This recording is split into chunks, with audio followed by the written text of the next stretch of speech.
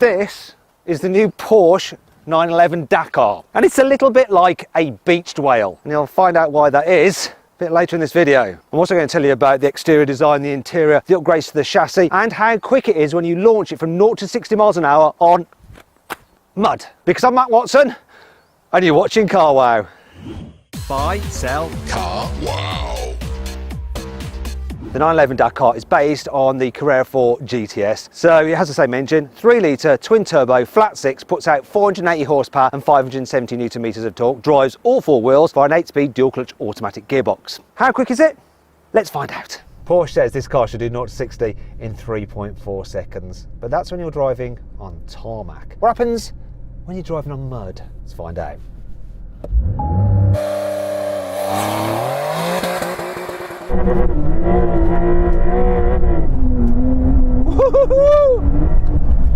Whoa!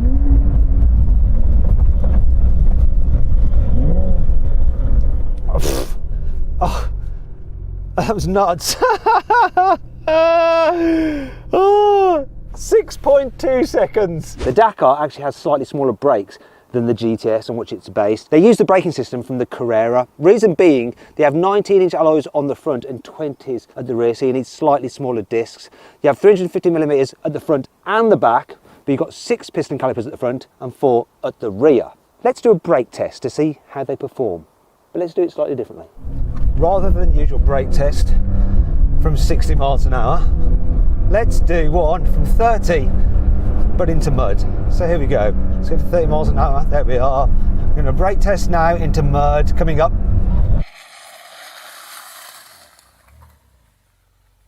Okay, so that took 27 meters to stop in mud.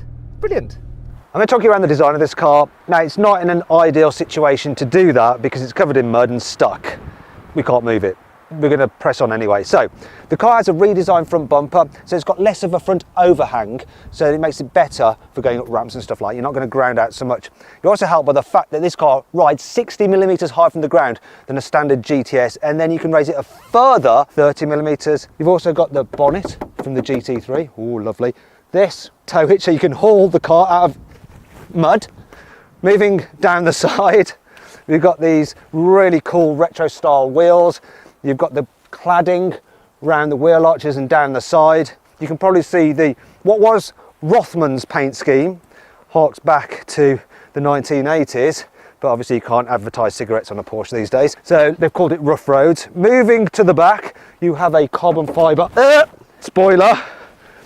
Rather than a diffuser, you've got this kind of plastic protection here as well. The glass, lightweight, like you get on a GT3. Looks really cool.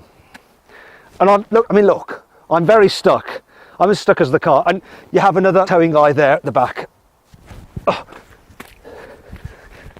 Here on the inside, the Dakar gets the GT3 carbon fibre bucket seats. Yeah, they are lovely. You've got Alcantara on the steering wheel, you've got it on the dash. This one has blue stitching about the place and blue seat belts like that. Then there's Dakar badging, and it has the optional roll cage because this is a 2-seater. There's no rear seats in the Dakar. We've also got the handy off-road mats. Very good too, because look at my feet and the mess I'm making. Not ideal. The car also gets 2 special driving modes that you don't get on other 911s. So we have an off-road mode, which will control the traction and stuff like to make you be able to drive in terrible terrain. Should have used that.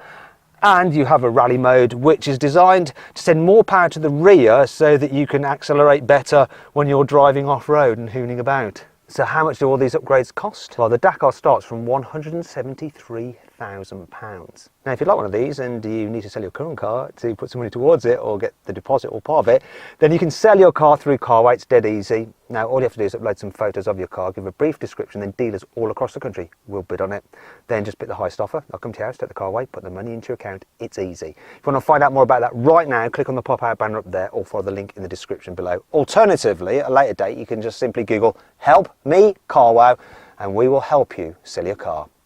I wonder if Carwow can help me get out of this quagmire.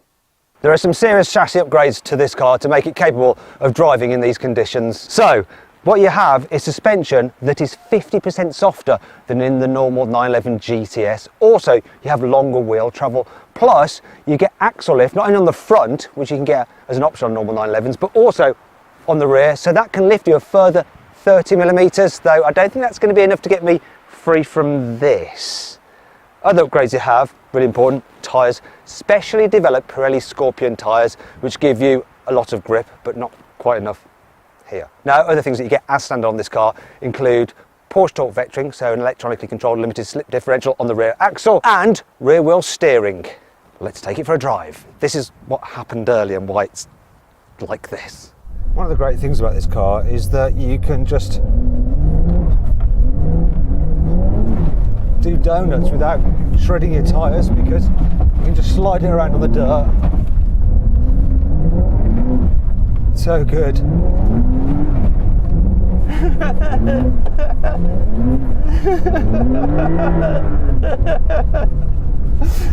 This should be like me talking about what the car's like. It's just me giggling, dicking about. Whee! I want to go that way. Yes, we can. You bet you can. There we go. Down here. Whee! It's just an insane car. Just want to play and have fun. You just think about this. You just want to like mess around. I mean, look at this. This is 911. It's just stupid crazy.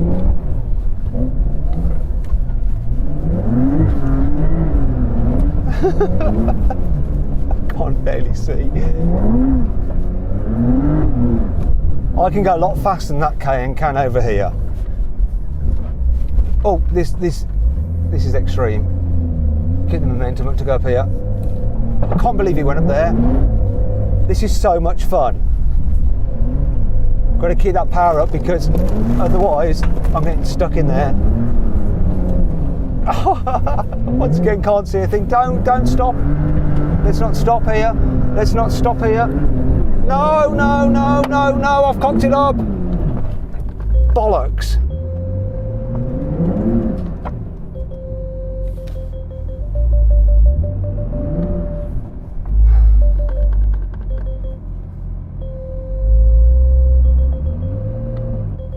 Bugger. It was going to happen eventually. Well, it appears that, you know, it's not perfect. Well, I was having huge amounts of fun.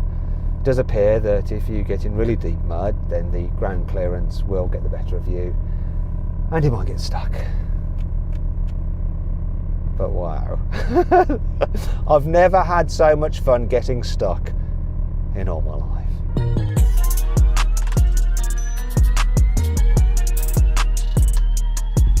So then, what's my final verdict on the Porsche 911 Dakar? Should you avoid it? Should you consider it? Should you shortlist it? Or should you just go right ahead and buy it? Well, I think the majority of potential Porsche buyers should avoid it. Reason being, it's absolutely designed for doing stuff like this. And if I bought this car, I could never bring myself to put it through this and get it dirty just because of the cost. So I'd spend my money on something like a GT3 RS.